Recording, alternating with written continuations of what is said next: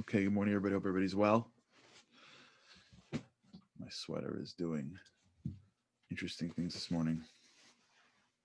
I don't know what's going on with my sweater. Hope everyone's having a wonderful day from wherever you're tuning in from. That's a little better. Happy Monday for those that are here live. New week, new opportunities, chance to be even better.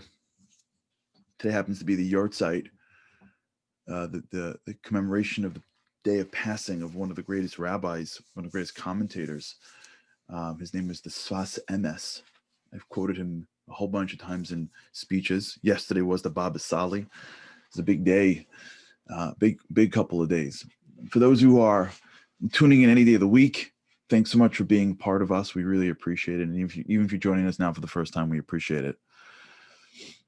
We've been talking about this idea of building other people up. One of the greatest gifts you can give somebody else is to build them up, right? Giving is awesome. But when you give, you have to be careful, or not just be careful. I shouldn't say it like this. When you give, you have to be aware of the levels of giving. Now, I just want to sort of start to split hairs with everybody here because we're like living in this, we're swimming in these waters here. So if you remember when we spoke about, right, like these are just general levels that we're trying to like ascend and try to understand. And of course, in each level, there are different pieces. So we spoke last week, a week and a half ago, about going from non-giving to exchanging. Exchanging means I'm going to give you something because you're going to give me something. Now, you may not know you're exchanging until someone doesn't give it to you, right? You thought you were actually taking care of somebody, and then they didn't say thank you or they didn't do it for you, and you're like, forget it. Last year, I gave them this on their birthday. I came to their wedding. I came to their, good event. Remember I told you a story about the man who sat shiva for his father and kept a log of everybody who showed up. And then you get to a next level, and that's just giving, to be an unconditional giver. But even in that level, you have to be careful. Because even in that level, there's some really good feeling about being a giver. Right? When you're giving, you're taking care of something, it feels good to be the one taking care of it. And that's fine. I mean, we're talking about like, you know, AFC championships or the Super Bowl. We're not talking about being in the stands here. We're not splitting hairs for mediocre or great. We're talking about amazing or like off the charts. It's amazing when you're an unconditional giver. Amazing. But this is what we do on the boost. We have to like split these hairs here. And even at that level of being an unconditional giver, there's something you're not getting in exchange, a thank you or a present at your turn. What you're getting in exchange is the feeling of being a giver, which is amazing. But there's the next level, and that is giving when you are building somebody. And many times when you do that, the gift you're giving never gets even realized, even by the person, right? The gift of the teacher that encourages the student. She may never get the student to even remember that it was her.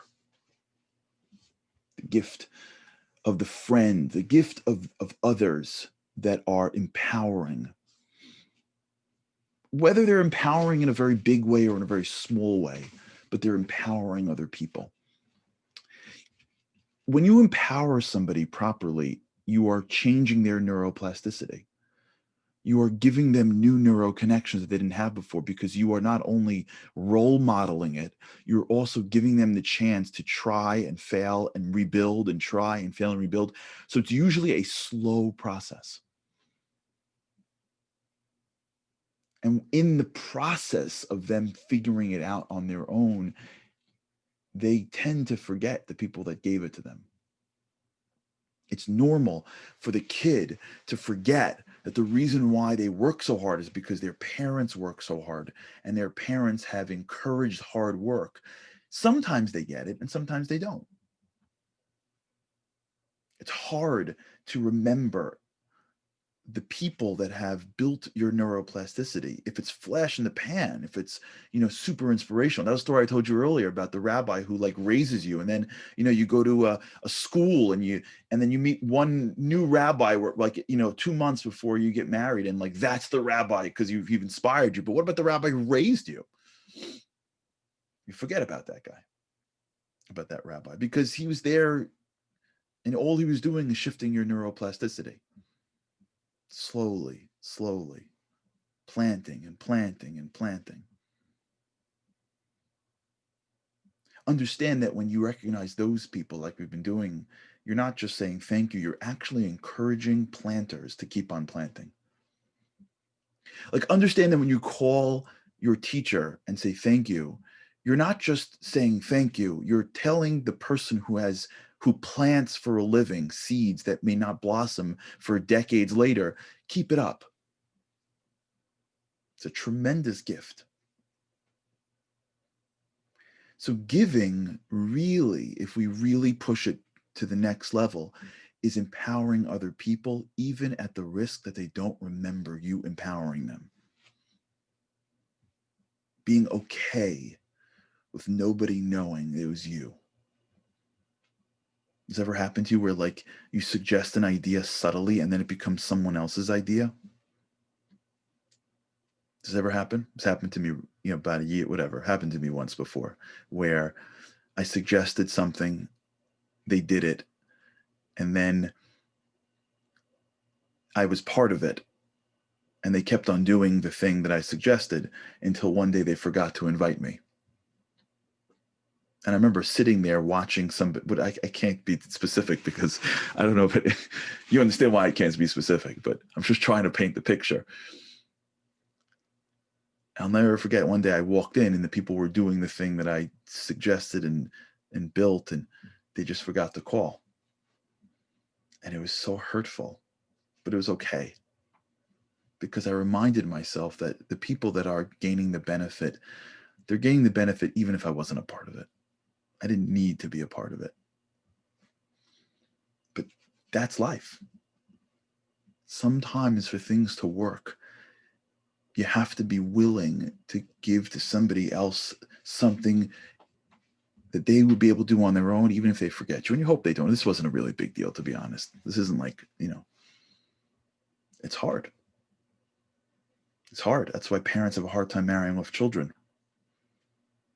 Because all of a sudden, like, especially moms and boys, you send your tail off of that kid. And then he marries some pretty young lady, and like all of a sudden, like, she's the center of his world. What, are you kidding me? What, are you joking? You think you've made that man? Let me tell you something, honey. You should have seen him when he was 11. You should have seen him when he was 18. You should have seen him when he was in his 20s. You're joking? You didn't make that guy. And see, this guy is now, like, enthralled by this young girl, and like, mom is like in the back corner. Anyone have this? Now he's the man. Dad looks at his daughter. Do you have any idea what I do for you? You're my girl. You're my girl. This guy, come on. It's very hard. Very hard. Because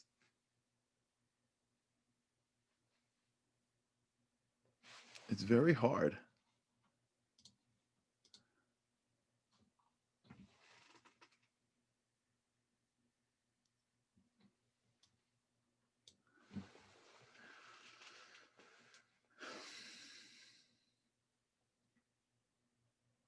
Because it's hard to give up what is at the center of the things we love most, which is giving.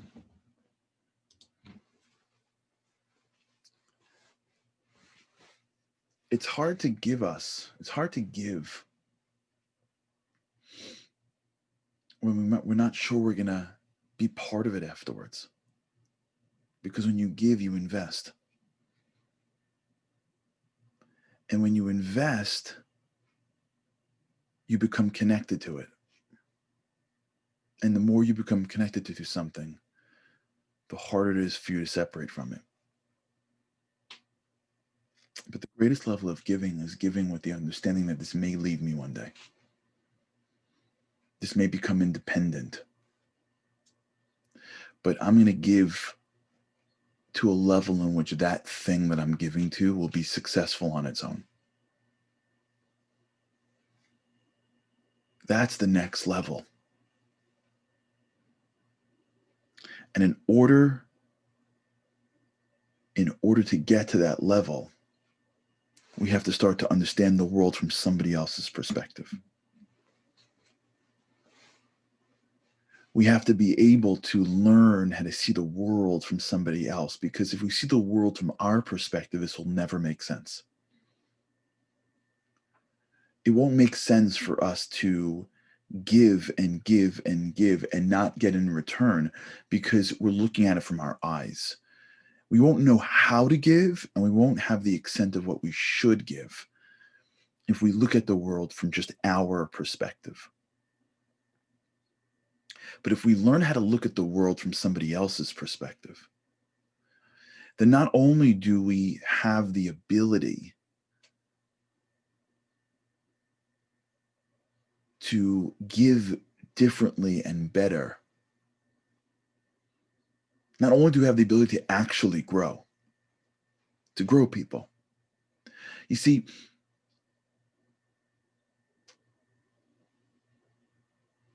whenever you're growing, what growth really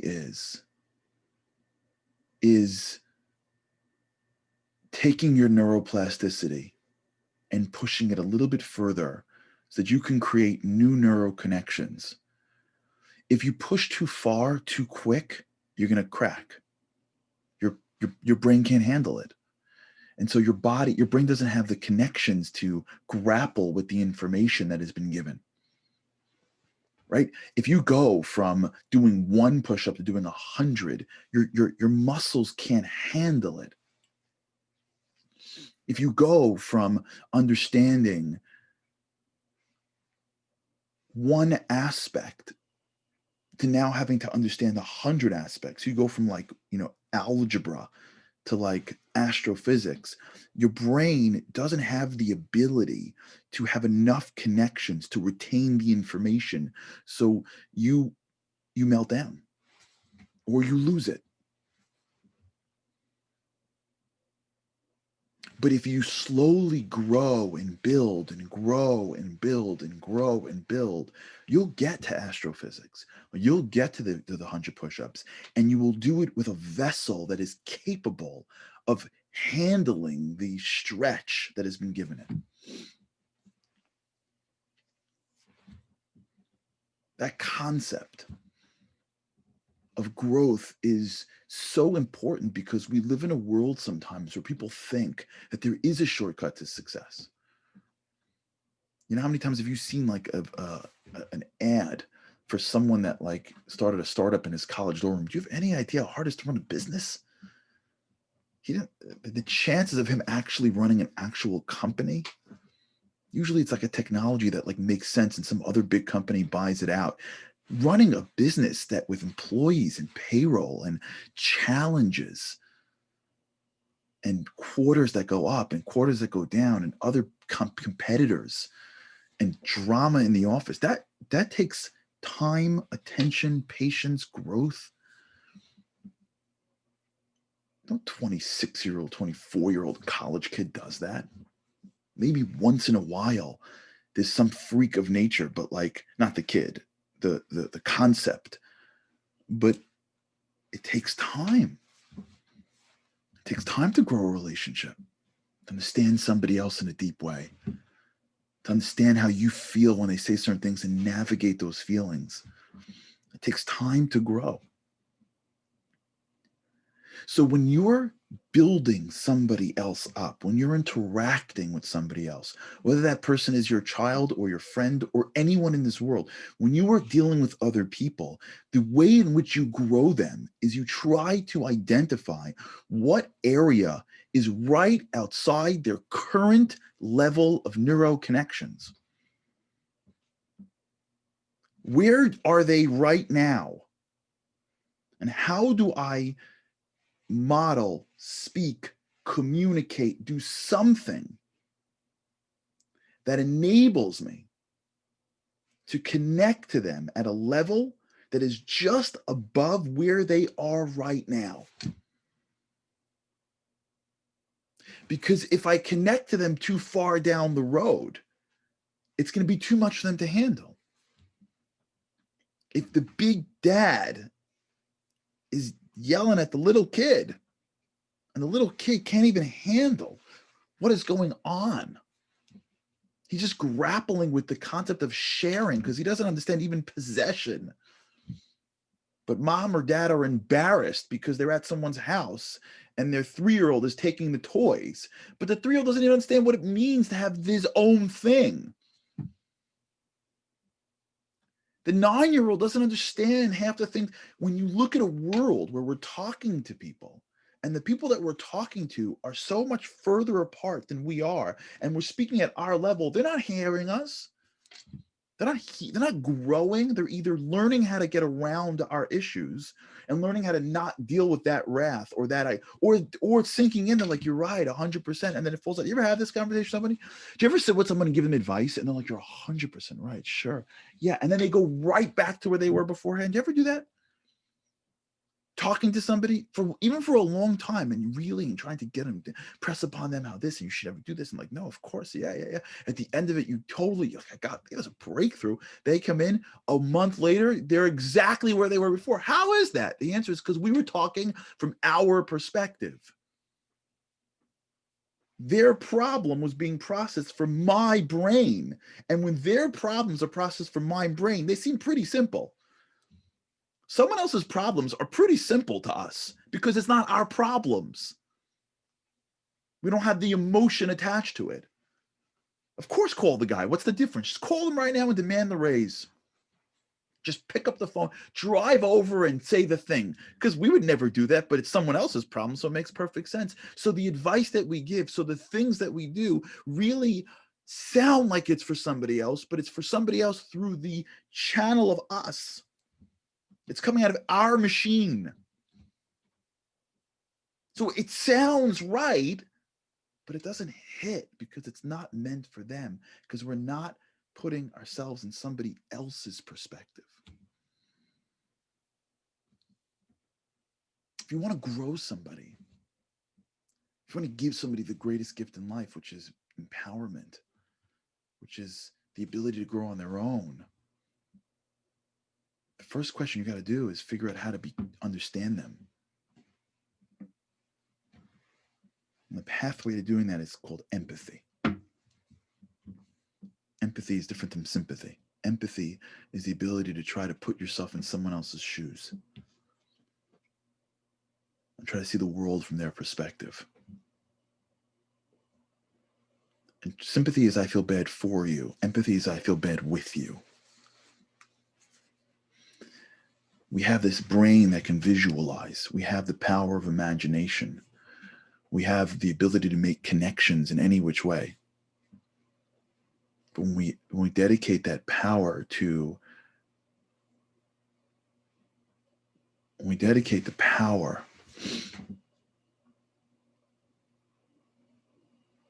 to trying to figure out